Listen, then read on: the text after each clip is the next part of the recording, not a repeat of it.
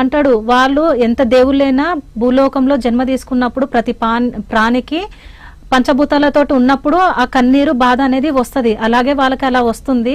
అక్కడ కొంచెం బాధపడుతుంది స్టార్టింగ్ లో, తర్వాత వెంటనే అవేర్నెస్ వస్తుంది ఆమెకి.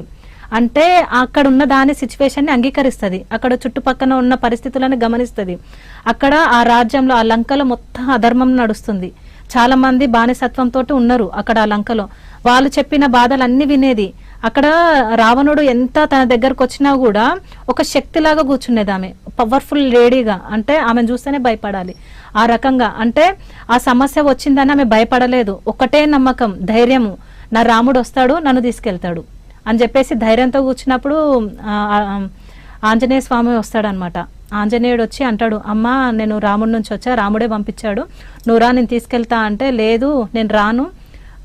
అక్కడ ఏమంటదంటే రాముడే వచ్చి నన్ను తీసుకెళ్ళాలి, నువ్వు తీసుకెళ్తే నేను రాను, రాముడు నన్ను వచ్చి తీసుకెళ్తేనే నేను వస్తా. ఎందుకంటది అంటే అక్కడ అధర్మంగా ఉన్న దాన్ని యుద్ధం చేయాలి, రాముడితో యుద్ధం చేపించి అక్కడ ఉన్న సమస్యలకి అంతా విముక్తి చేసి వాళ్ళని సేఫ్ గా చూసుకున్న తర్వాతనే నేను ఈ రాజ్యంలో నుంచి బయటకు వస్తా అనే ఉద్దేశంతో ఆంజనేయుడు వచ్చినా కూడా నేను రానంటది. అక్కడ ఏం చేసిందంటే నాకు ఈ బాధ ఎందుకు వచ్చింది, ఈ కష్టం ఎందుకు వచ్చింది, ఎవరిని తిట్టలేదు, వాస్తవాన్ని అంగీకరించింది. ఇంచి ఏం చేసిందంటే ఆ రాముడి మీద నమ్మకం, నా భర్త నా కోసం వచ్చి నన్ను తీసుకెళ్తాడు అనే ఉద్దేశంతో ఏం చేసిందంటే ధ్యానంలో కూర్చునేది, కఠినంగా సాధన చేసేది.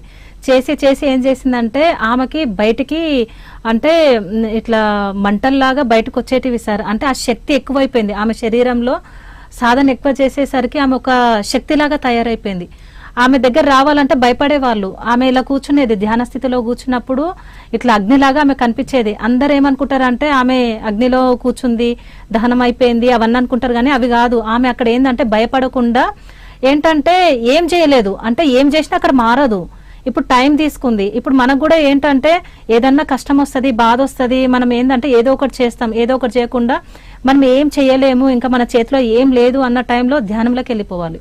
ఆ భగవంతుడితో అనుసంధానం అయిపోయి ధ్యానంలో కూర్చున్నాం అనుకోండి, మనకు శక్తి పెరుగుతుంది, ఆత్మశక్తి పెరుగుతుంది. ఆత్మశక్తిని ఆమె పెంచుకుంది ఆ ధ్యానంలో, ఆత్మజ్ఞానం పొందడం, దాని ద్వారా మన జీవితాన్ని అద్భుతంగా మార్చుకోవచ్చు, ఎంతో ధైర్యం వస్తుంది. అక్కడ ఏం చేసిందంటే తనలో శక్తి నింపుకు రాముడు లక్ష్మణుడిది పరిస్థితి ఎలా ఉందో దివ్య దృష్టితో చూసేది. అంటే వాళ్ళ పరిస్థితిని ఇక్కడ నుంచి చూసి వాళ్ళకి ఇక్కడ నుంచి సహాయం చేసేది. వాళ్ళకి ఏమైనా దెబ్బలు తగిలినా ఏం జరిగినా ఈమె ఆయుర్వేదం తోటి మందులు తయారు